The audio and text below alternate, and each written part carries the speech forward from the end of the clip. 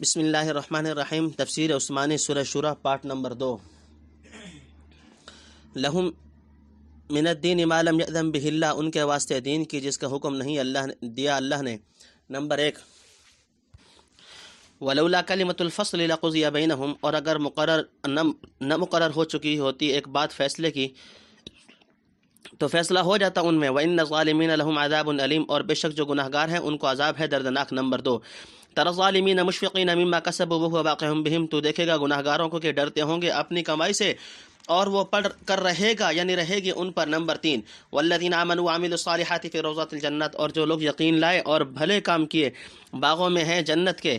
لَهُم مَّا يَشَاءُونَ عِندَ رَبِّهِمْ ذَلِكَ هُوَ الْفَضْلُ الْكَبِيرُ، ان کے لیے ہیں جو چاہیں اپنے رب کے پاس، یہی ہے بڑی بزرگی۔ نمبر 4، ذَلِكَ الَّذِي يُبَشِّرُ اللَّهُ عِبَادَهُ الَّذِينَ آمَنُوا وَعَمِلُوا الصَّالِحَاتِ، یہ ہے جو خوشخبری دیتا ہے اللہ اپنے ایماندار بندوں کو جو کرتے ہیں بھلے کام۔ نمبر 5، قُل لَّا أَسْأَلُكُمْ عَلَيْهِ أَجْرًا إِلَّا الْمَوَدَّةَ فِي الْقُرْبَىٰ، تو کہ میں مانگتا نہیں تم سے اس پر کچھ بدلہ مگر دوستی چاہیے قرابت میں۔ نمبر 6، وَمَن يَقْتَرِفْ حَسَنَةً نَزِدْ لَهُ فِيهَا حُسْنًا، اور جو کوئی کمائے گا نیکی ہم اس کو بڑھا دیں گے کہ اس کی یعنی اس میں خوبی۔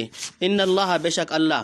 تفسیر نمبر 1، مشرکین کا باطل راستہ، یعنی اللہ تعالیٰ نے نبیوں کی زبانی آخرت کا اور دین حق کا راستہ بتلا دیا۔ کیا اس کے سوا اور کوئی ہستی ایسی ہے جسے کوئی دوسرا راستہ مقرر کرنے کا حق اور اختیار حاصل ہو؟ وہ اللہ کی حرام کی ہوئی چیزوں کو حلال اور حلال کی ہوئی چیزوں کو حرام ٹھہرا دے۔ پھر آخر ان مشرکین نے اللہ کی وہ راہ چھوڑ کر جو انبیاء علیہ السلام نے بتلائی تھی دوسری راہیں کہاں سے نکال لی؟ نمبر 2، یعنی فیصلہ کا وعدہ ہے اپنے وقت پر۔ نمبر 3، یعنی اپنے کرتوت کے نتائج سے خواہ آج نہ ڈریں مگر اس دن ڈرتے ہوں گے، اور یہ ڈر ضرور ان پر ضرور پڑ کر رہے گا، کوئی سبیل رہائی اور فرار کی نہ ہوگی۔ نمبر 4، جنت کی نعمت، یعنی جنت میں ہر قسم کی جسمانی اور روحانی راحتیں اور اپنے رب کے قرب، یہی بڑا فضل ہے۔ دنیا کے عیش اس کے سامنے کیا حقیقت رکھتے ہیں؟ نمبر 5، یعنی اللہ جو خوشخبری دے وہ لامحالہ واقع ہو کر رہے گی۔ نمبر 6، میں اس دعوت پر کوئی اجر نہیں مانگتا، یعنی قرآن جیسی دولت تم کو دے رہا ہوں اور ابدی نجات و فلاح کا راستہ بتلاتا اور جنت خوشخبری سناتا ہوں، یہ سب محض لوجہ اللہ ہے، اس خیر خواہی اور احسان کا تم سے کچھ بدلہ نہیں مانگتا، صرف ایک بات چاہتا ہوں کہ تم میں سے جو میرے نسبی و خاندانی تعلقات ہیں کم از کم ان کو نظر انداز نہ کرو۔ آخر تمہارا معاملہ اقارب اور رشتہ داروں کے ساتھ کیا ہوتا ہے؟ بسا اوقات ان کی بے موقع بھی حمایت کرتے ہو۔ میرا کہنا یہ ہے کہ تم اگر میری بات نہیں مانتے، نہ مانو، میرا دین قبول نہیں کرتے یا میری تائید و حمایت میں کھڑے نہیں ہوتے، نہ صحیح، لیکن کم از کم قرابت اور رحم کا خیال کر کے ظلم و اذیت رسانی سے باز رہو، اور مجھ کو اتنی آزادی دو کہ میں اپنے پروردگار کا پیغام دنیا کو پہنچاتا رہوں۔ کیا اتنی دوستی اور فطری محبت کبھی میں مستحق نہیں ہوں؟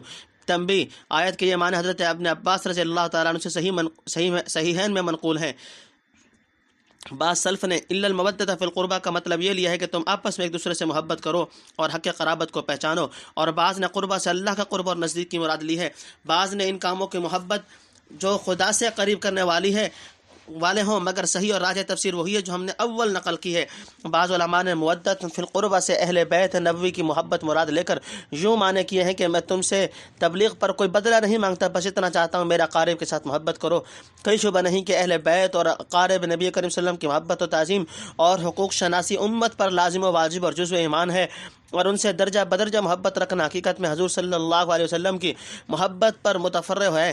لیکن آیت ہادہ کی تفسیر اس طرح کرنا شان نزول اور روایات صحیحہ کے خلاف ہونے کے علاوہ حضور صلی اللہ علیہ وسلم کی شان رفیع کے مناسب نہیں معلوم ہوتا، واللہ اعلم۔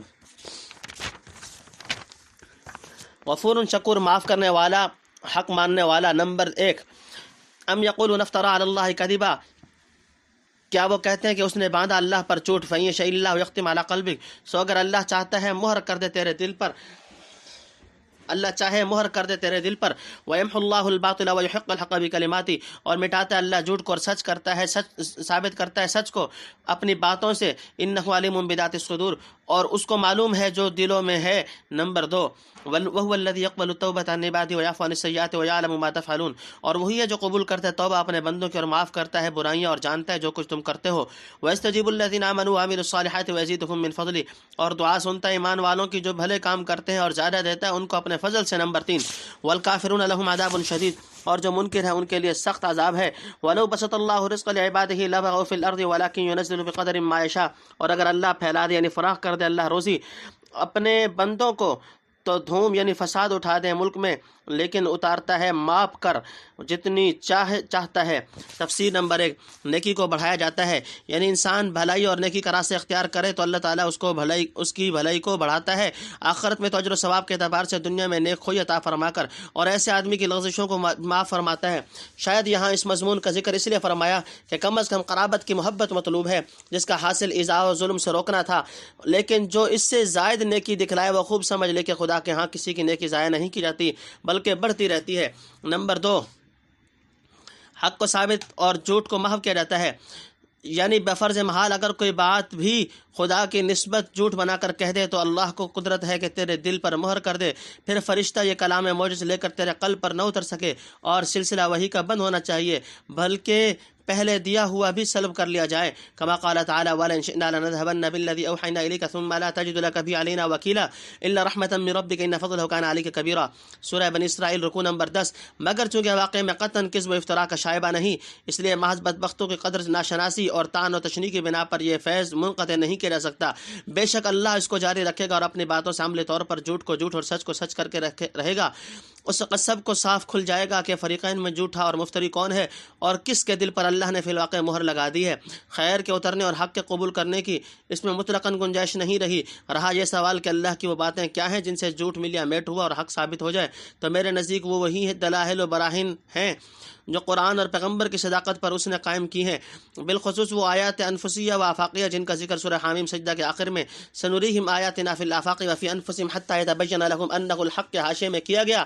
ان آیات کے ظاہر ہونے پر سب کھرے اور کھوٹے کا حال علانیہ واضح ہو جائے گا۔ تنبیہ آیت ہادہ کی تفسیر میں بہت اقوال ہیں، بندہ کے نزدیک بے تکلف یہی مطلب ہے جو اوپر عرض کیا، اور اس تفسیر پر وَيَمْحُ اللَّهُ الْبَاطِلَ جملہ مستانفہ ہوا جیسا کہ ترجمے سے ظاہر ہے، اور اکثر محققین نے اسی کو اختیار کیا ہے۔ البتہ مضارع کے معنی مترجم رحمۃ اللہ علیہ نے حال کے لیے ہیں جو بالکل صحیح ہے، مگر بندہ کے خیال میں یہاں استقبال لینا زیادہ چسپاں ہے، واللہ عالم۔ حضرت شاہ صاحب رحمۃ اللہ علیہ قدس سرہ وَيَمْحُ اللَّهُ الْبَاطِلَ کا عطف یختم علی قلبک پر کر رہے ہیں، چنانچہ فرماتے ہیں یعنی اللہ اپنے اوپر کیوں جھوٹ بولنے دے، دل کو بند کرے کہ مضمون ہی نہ آئے جس کو باندھ سکے، اور چاہے تو کفر کو مٹا دے، بے پیغام بھیجے، مگر وہ اپنی باتوں سے دین کو ثابت کرتا ہے، اس واسطے نبی پر اپنا کلام بھیجتا ہے۔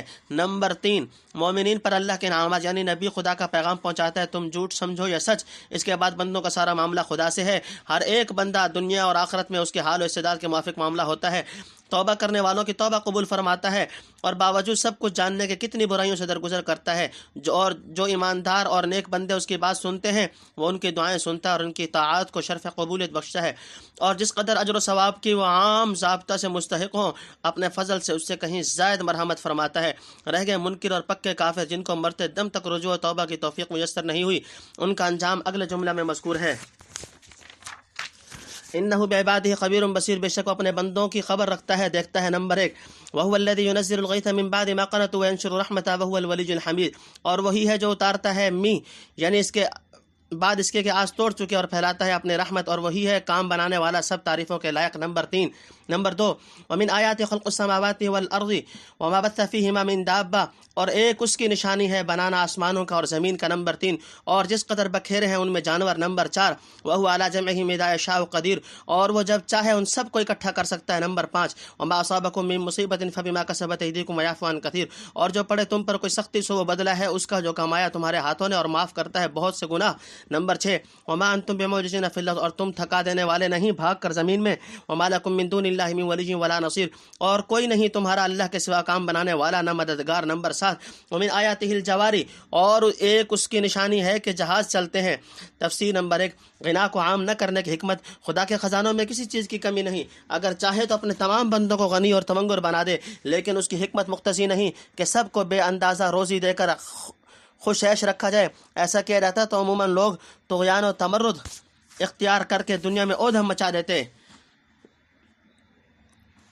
نہ خدا کے سامنے جھکتے نہ اس کی مخلوق کو خاطر میں لاتے۔ جو سامان دیا جاتا کوئی اس پر قناعت نہ کرتا، حرص اور زیادہ بڑھ جاتی۔ لیکن جیسا کہ ہم بحالت موجودہ بھی عموماً مرفع الحال لوگوں میں مشاہدہ کرتے ہیں، جتنا زیادہ آ جائے اس سے زیادہ کے طالب رہتے ہیں۔ کوشش اور تمنا یہ ہوتی ہے کہ سب کے گھر خالی کر کے اپنا گھر بھر لیں۔ ظاہر ہے کہ ان جذبات کے ماتحت عام غنا اور خوشحالی کی صورت میں کیسا عام اور زبردست تصادم ہوتا ہے، اور کسی کو کسی سے دبنے کی کوئی وجہ نہ رہتی۔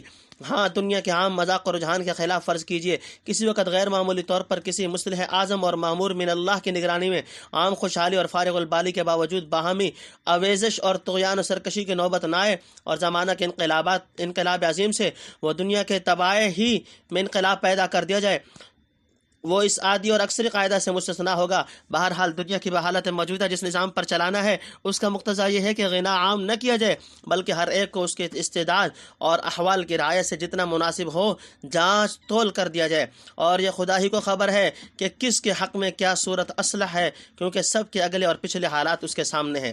نمبر 2، اللہ کی طرف سے باران رحمت، یعنی بہت مرتبہ ظاہری اسباب و حالات پر نظر کر کے جب لوگ بارش سے مایوس ہو جاتے ہیں، اس وقت حق تعالیٰ باران رحمت نازل فرماتا اور اپنی مہربانی کے آثار و برکات چاروں طرف پھیلا دیتا ہے، تاکہ بندوں پر ثابت ہو جائے کہ رزق کی طرح اسباب رزق بھی اس کے قبضہ قدرت میں ہے۔ جیسے وہ روزی ایک خاص اندازہ سے عطا کرتا ہے، بارش بھی خاص اوقات اور خاص مقدار میں مرحمت فرماتا ہے۔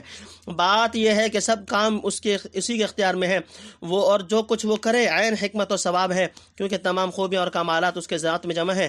ہر قسم کی کارسازی اور اعانت و امداد وہیں سے ہو سکتی ہے۔ تنبیہ: اللہ کی رحمت و قدرت کی طرف سے مایوس ہو جانا کافروں کا شیوا ہے، لیکن ایک مومن کے نظر میں اسباب کا سلسلہ یاس انگیز ہو سکتا ہے، جیسے فرمایا فَلَمَّا اسْتَيْأَسُوا مِنْهُ خَلَصُوا نَجِيًّا، سورہ یوسف رکوع نمبر 10، اور حَتَّىٰ إِذَا اسْتَيْأَسَ الرُّسُلُ یوسف رکوع نمبر 12۔ نمبر 3، ہر مخلوق اللہ کے قبضے میں ہے، یعنی جس طرح رزق پہنچانا اور اس کے اسباب بارش وغیرہ کا مہیا کرنا اس کے قبضہ میں ہے، ان اسباب اسماویہ و ارضیہ اور ان کے آثار و نتائج بھی اسی کے مخلوق ہیں۔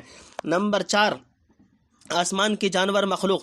آیت سے ظاہر ہوتا ہے کہ زمین کی طرح آسمان پر بھی جانوروں کی قسم سے کوئی مخلوق پائی جاتی ہے، یعنی جس نے بکھیرے وہی سب کو اکٹھا کر سکتا ہے، اور یہ قیامت کے دن ہوگا۔ نمبر 6، ہر مصیبت اعمال بد کا نتیجہ ہے، یعنی جیسی نعمتیں خاص اندازہ اور خاص اوقات اور احوال کی رعایت سے دی جاتی ہیں، مصائب کا نزول بھی خاص اسباب و ضوابط کے ماتحت ہوتا ہے۔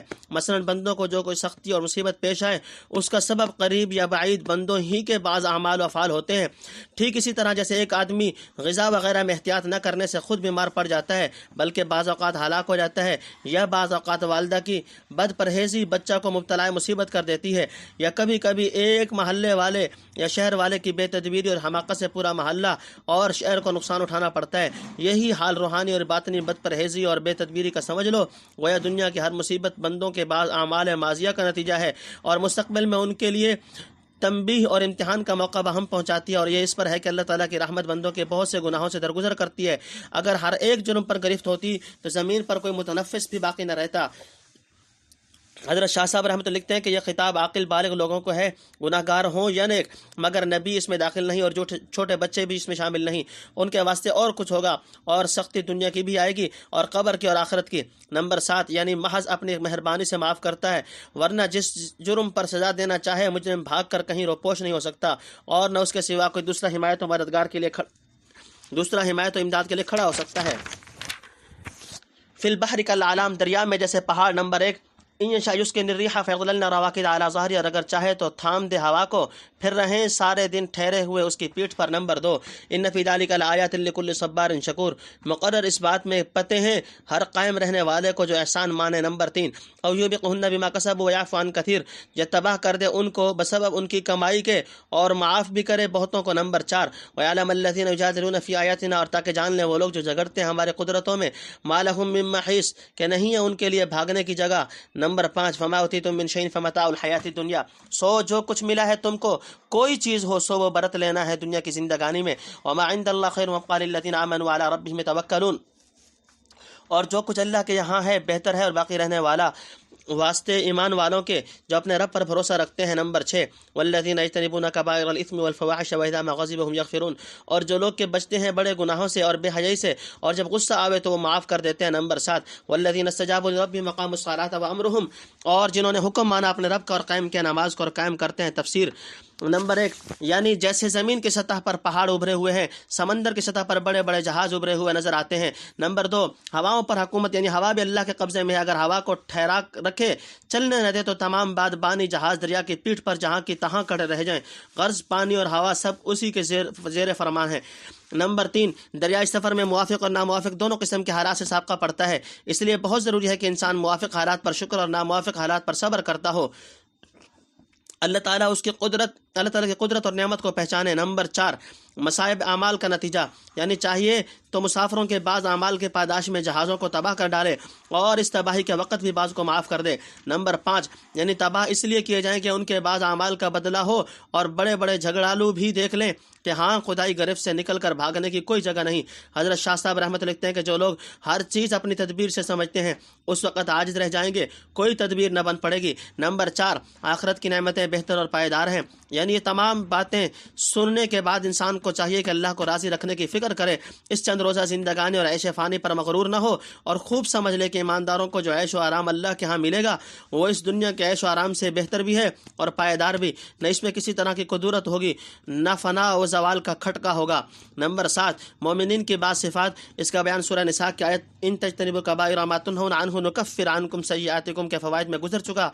वहाँ मुलाहिज़ा कर लिया जाए, शायद यहाँ कबाइर अल इस्म से वो बड़े गुनाहों मुराद हों जो क़ुव्वत नज़रिया की गलत कार्य से पैदा होते हैं, मसलन अक़ाइद बदइया और फ़वाहिश, वो गुनाह जिनमें क़ुव्वत शहवाने की बेअतदाली को दखल हो। आगे वइदामा ग़ज़िबुहुम यग़फ़िरून में तो ज़ाहिर है क़ुव्वत ग़ज़बिया की रोकथाम की गई। वल्लाहु आलम। शुरा बैनहुम मशवरा से आपस के। नंबर 1 व मिम्मा रज़क़नाहुम युनफ़िक़ून और हमारा दिया कुछ खर्च करते हैं। वल्लज़ीना इज़ा असाबहुमुल बग़य हुम यंतसिरून और वो लोग कि जब उन पर होवे चढ़ाई तो वो बदला लेते हैं। नंबर 2 वजज़ाउ सय्यतिन सय्यतुन मिथलुहा और बुराई का बदला बुराई वैसी ही है। नंबर 3 फमन अफ़ा व अस्लह फ़अजरुहु अलल्लाह इन्नहु ला युहिब्बुज़ ज़ालिमीन फिर जो कोई माफ़ करे और सुलह करे सो उसका सवाब है अल्लाह के ज़िम्मे, बेशक उसको पसंद नहीं आते गुनाहगार। नंबर 4 वलमन इंतसरा बअद ज़ुल्मिही फ़उलाइका मा अलैहिम मिन सबील और जो कोई बदला ले अपने मज़लूम होने के बाद सो उन पर भी नहीं कुछ इल्ज़ाम। नंबर 5 इन्नमा सबीलु अलल यज़लिमून अन्नास व यबग़ून फ़िल अर्ज़ि बिग़ैरिल हक़ इल्ज़ाम तो उन पर है जो जुल्म करते हैं लोगों पर। नंबर 6 और धूम उठाते हैं मुल्क में नाहक़, उलाइका लहुम अज़ाबुन अलीम उन लोगों के लिए अज़ाब दर्दनाक। वला मन सबर व गफ़र इन्न ज़ालिका लमिन अज़्मिल उमूर अलबत्ता जिसने सहा और माफ़ किया बेशक ये काम हिम्मत के हैं। नंबर 7 व मन युज़लिलिल्लाहु फमा लहु मिन वलिय्यिन मिन बादी और जिसको राह न सुझाए अल्लाह तो कोई नहीं उसका काम बनाने वाला उसके सिवा। नंबर 8 व तरा ज़ालिमीन और तू देखे गुनाहगारों को। तफसीर नंबर 1 मशवरा की अहमियत, मशवरा से काम करना अल्लाह ताला को पसंद है, दीन का काम हो या दुनिया का। नबी करीम सल्लल्लाहु अलैहि वसल्लम मुहिम्मात व उमूर में बराबर सहाबा किराम रज़ी अल्लाह ताला अन्हुम से मशवरा फरमाते थे और सहाबा आपस में मशवरा करते थे, हुरूफ वगैरह के मुताल्लिक़ भी और बाज़ मसाइल व अहकाम की निस्बत भी, बल्कि खिलाफत राशिदा की बुनियाद ही शूरा पर कायम थी। ये ज़ाहिर है कि मशवरा की ज़रूरत उन कामों में है जो मुहतम बिशान हो और जो कुरान व सुन्नत में मनसूस न हो, और जो चीज़ मनसूस हो उसमें राय मशवरा के कोई माना नहीं।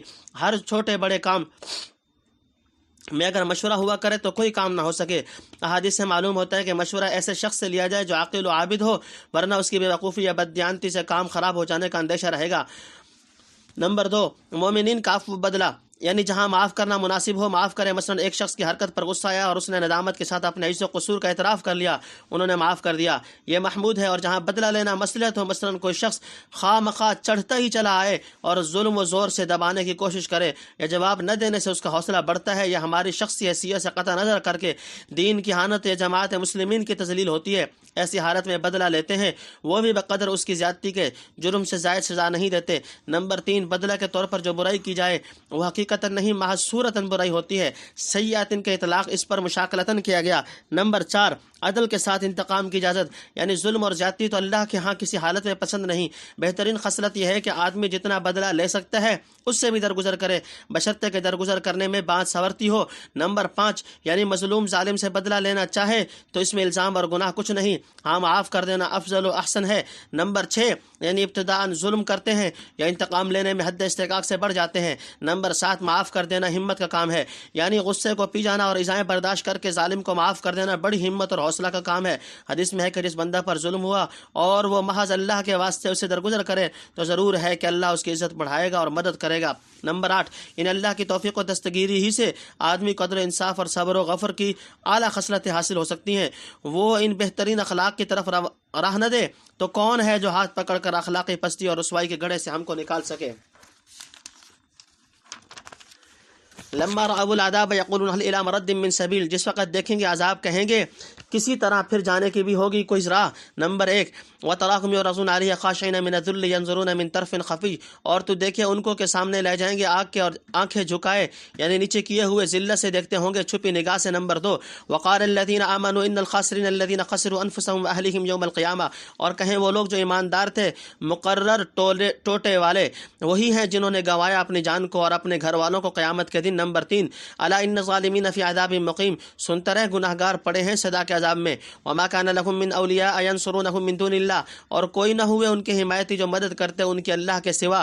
ومن یضلل اللہ فما له من سبیل، اور جس کو بھٹکائے اللہ اس کے لیے کہیں نہیں راہ۔ نمبر 4، استجیبوا لربکم من قبل ان یأتی یوم لا مرد له من اللہ، مانو اپنے رب کا حکم اس سے پہلے کہ آئے وہ دن جس کو پھرنا نہیں اللہ کے یہاں سے۔ نمبر 5، مالکم نہیں، تفسیر نمبر 1، ظالموں کا حال آخرت میں، یعنی کوئی ایسی سبیل بھی ہے جو ہم دنیا کی طرف پھر کر واپس کر دیے جائیں اور اس مرتبہ وہاں سے خوب نیک بن کر حاضر ہوں۔ نمبر 2، یعنی ایک سہمے ہوئے مجرم کی طرح خوف اور ذلت و ندامت کے مارے نیچی نظر سے دیکھتے ہوں گے، کسی سے پوری طرح آنکھیں نہیں ملا سکیں گے۔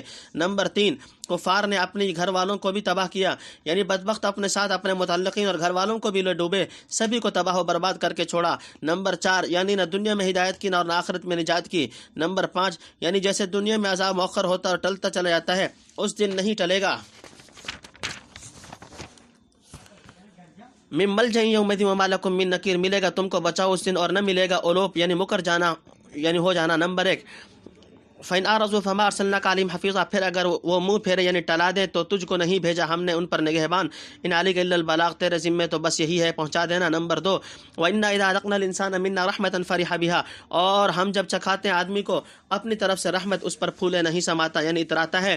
وَإِنْ تُصِبْهُمْ سَيِّئَةٌ بِمَا قَدَّمَتْ أَيْدِيهِمْ فَإِنَّ الْإِنسَانَ كَفُورٌ، اور اگر پہنچتے ان کو کچھ برائی بدلے میں اپنی کمائی کے تو انسان بڑا ناشکرا ہے۔ نمبر 3، لِلَّهِ مُلْكُ السَّمَاوَاتِ وَالْأَرْضِ يَخْلُقُ مَا يَشَاءُ يَهَبُ لِمَن يَشَاءُ إِنَاثًا وَيَهَبُ لِمَن يَشَاءُ الذُّكُورَ، اللہ کا راج ہے آسمانوں میں اور زمین میں، پیدا کرتا ہے جو چاہے، بخشتا ہے جس کو چاہے بیٹیاں اور بخشتا ہے جس کو چاہے بیٹے، اور یزوجہم ذکرانا و اناثا، یا ان کو دیتا ہے جوڑے بیٹے اور بیٹیاں، ویجعل من یشاء عقیما، اور کر دیتا ہے جس کو چاہے بانجھ، انہ علیم قدیر، وہ ہے سب کچھ جانتا کر سکتا۔ وما کان لبشر ان یکلمہ اللہ الا وحیا او من، اور کسی آدمی کی طاقت نہیں کہ اس سے باتیں کرے اللہ مگر اشارے سے یا۔ تفسیر نمبر 1، یعنی مکر جانے سے کچھ فائدہ نہ ہوگا، اور ابن کثیر نے یوں معنی کیے ہیں کہ کوئی موقع ایسا نہ ملے جو تم پہچانے نہ جاؤ۔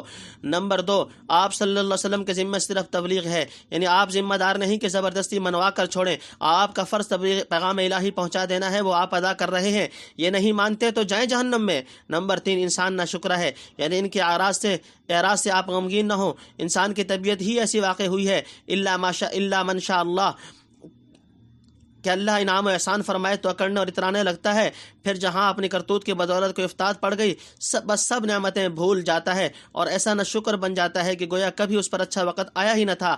خلاصہ یہ کہ فراخی اور عیش کی حالت ہو یا تنگی اور تکلیف کی اپنی حد پر قائم نہیں رہتا۔ البتہ مومنین قانتین کا شیوا یہ ہے کہ سختی پر صبر اور فراخی کی حالت میں منعم حقیقی کا شکر ادا کرتے ہیں اور کسی حال اس کے انعامات و احسانات کو فراموش نہیں کرتے۔ نمبر 4، اولاد دینے میں اللہ تعالیٰ کی حکمت و مصلحت، یعنی سختی ہو یا نرمی سب احوال خدا کے بھیجے ہوئے ہیں، آسمان و زمین میں سب جگہ اسی کی سلطنت اور اسی کا حکم چلتا ہے، جو چیز چاہے پیدا کرے اور جو چیز جس کو چاہے دے، جس کو چاہے نہ دے۔ دنیا کے رنگا رنگ حالات کو دیکھ لو، کسی کو سرے سے اولاد نہیں ملتی، کسی کو ملتی ہے تو صرف بیٹیاں، کسی کو صرف بیٹے، کسی کو دونوں جڑواں یا الگ الگ، اس میں کسی کا کچھ دعویٰ نہیں۔ وہ مالک حقیقی ہی جانتا ہے کس شخص کو کس حالت میں رکھنا مناسب ہے اور اپنی ہی حکمت علم و حکمت کے موافق تدبیر کرتا ہے، کسی کے مجال نہیں کہ اس کے ارادہ کو روک دے یا اس کی تخلیق و تقسیم پر حرف گیری کر سکے۔ عاقل کا کام یہ ہے کہ ہر قسم کے نرم و گرم حالات میں اسی کی طرف رجوع کرے اور ہمیشہ اپنی ناچیز حقیقت کو پیش نظر رکھ کر تکبر یا کفران نعمت سے باز رہے۔ ورائی حجابن او یرسل رسولا فیحیی باذنہ ما یشاء، پردہ کے پیچھے سے یہ بھیجے کوئی پیغام لانے والا پھر پہنچا دے اس کے حکم سے جو چاہے۔ نمبر 1 انہ علی حکیم، تحقیق وہ سب سے اوپر ہے حکمتوں والا۔ نمبر 2 وَكَذَلِكَ أَوْحَيْنَا إِلَيْكَ رُوحًا مِّنْ أَمْرِنَا، اور اس طرح بھیجا ہم نے تیری طرف ایک فرشتہ اپنے حکم سے۔ نمبر 3 مَا كُنْتَ تَدْرِي مَا الْكِتَابُ وَلَا الْإِيمَانُ، تو نہ جانتا تھا کیا ہے کتاب اور نہ ایمان۔ نمبر 4 وَلَكِنْ جَعَلْنَاهُ نُورًا نَهْدِي بِهِ مَن نَّشَاءُ مِنْ عِبَادِنَا، لیکن ہم نے رکھی ہے یہ روشنی، اس سے راہ سجھا دیتے ہیں جس کو چاہیں اپنے بندوں میں۔ نمبر 5 وَإِنَّكَ لَتَهْدِي إِلَىٰ صِرَاطٍ مُّسْتَقِيمٍ، اور بے شک تو سجھاتا ہے سیدھی راہ۔ نمبر 6 صراط اللہ الذی لہ ما فی السماوات و ما فی الارض، راہ اللہ کی یعنی اسی کا ہے جس کا ہے جو کچھ ہے آسمانوں میں اور زمینوں میں۔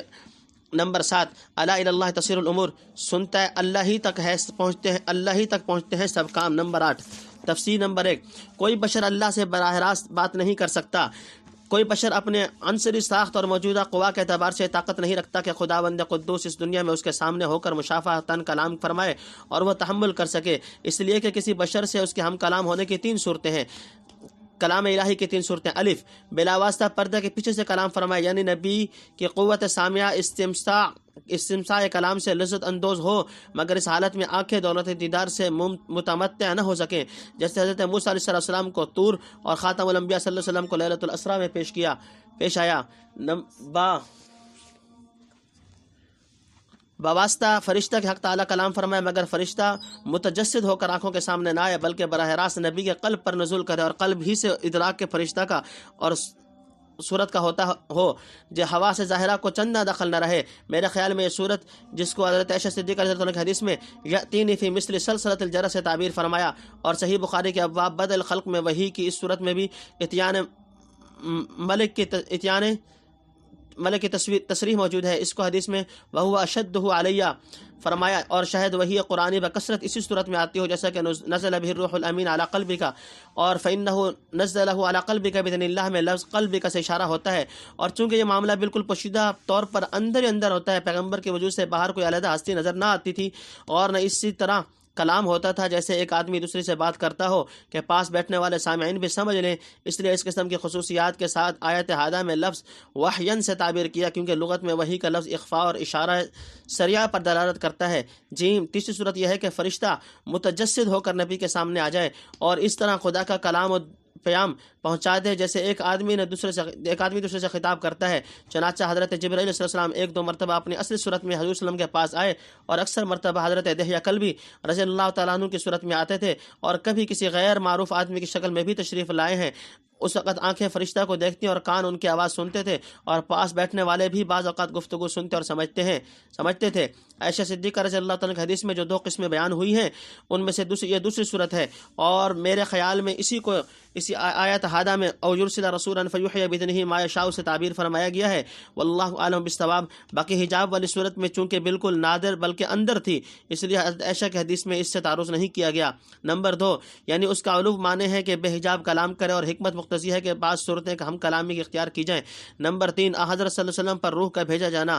مترجم حق قدس اللہ روح نے اس جگہ روح سے مراد فرشتہ لیا ہے، یعنی جبرائیل امین، اور یہ بعض مفسرین کی رائے ہے، لیکن ظاہر یہ ہے کہ یہاں خود قرآن کریم کو روح سے تعبیر فرمایا، کیونکہ اس کی تاثیر سے مردہ قلوب زندہ ہوتے ہیں اور انسان کو ابدی حیات نصیب ہوتی ہے۔